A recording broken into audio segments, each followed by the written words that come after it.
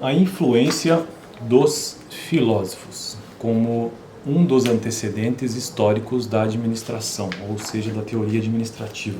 Estou construindo uma playlist aqui no canal de administração de empresas.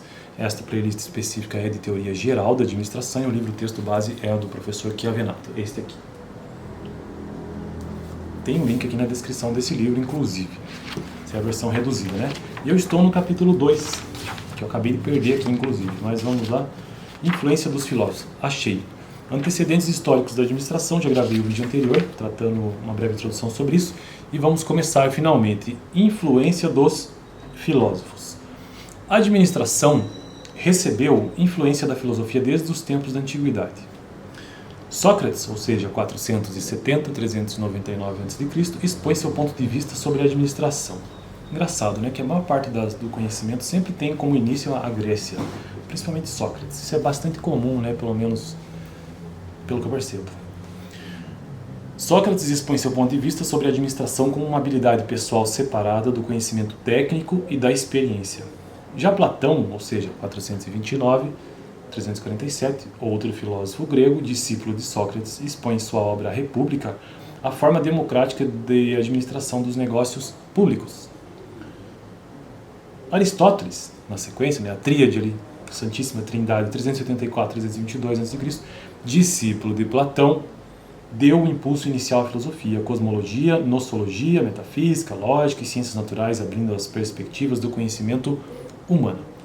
No texto Política, que versa sobre a organização do Estado, distingue as três formas de administração pública, ou seja, a monarquia, ou o governo de um só, que pode redundar em tirania, a aristocracia ou o governo de uma elite, que pode descambar em oligarquia, democracia ou o governo do povo, que pode degenerar em anarquia.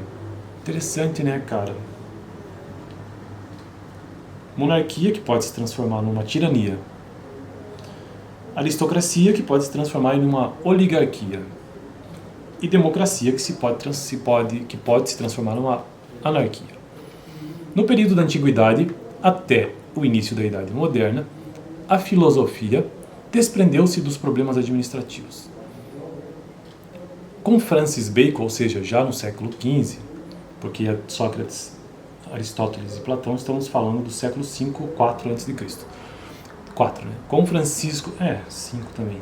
Com Francis Bacon, 1561, já no século XV, filósofo e fundador da lógica moderna baseada no método experimental e indutivo, surge a preocupação de separar o essencial do acidental ou acessório. Então tem essa diferença do que é essencial e acidental ou acessório.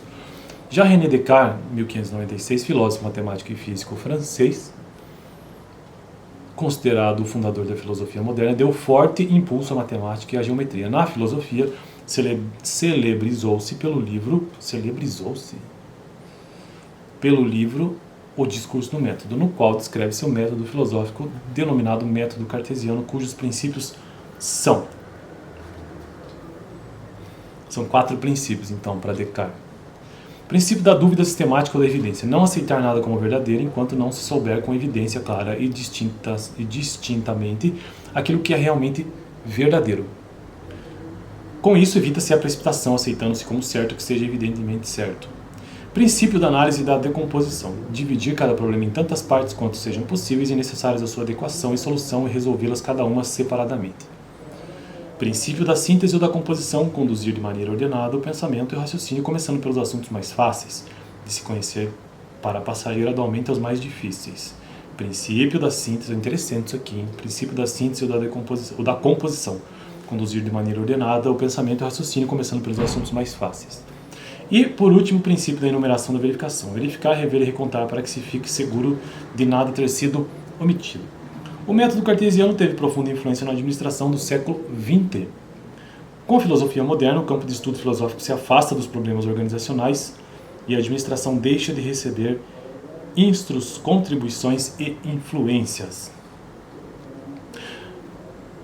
A administração, para finalizar o vídeo de hoje, recebeu duas fortes influências. Uma veio da física tradicional de Isaac Newton,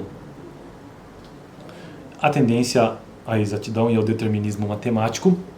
A outra é de René Descartes e seu método cartesiano, a tendência, a análise e a divisão do trabalho. Eu acho que eu sou mais cartesiano, né? E a física newtoniana e o método cartesiano definiram os rumos da administração até a década de 1990. Eu não sabia disso, cara. Então, quando é da perspectiva newtoniana, é um determinismo matemático, a exatidão. Quando é Descartes, tem a ver com análise e divisão do trabalho. Bom, eu fico por aqui. No próximo vídeo, influência da organização da Igreja Católica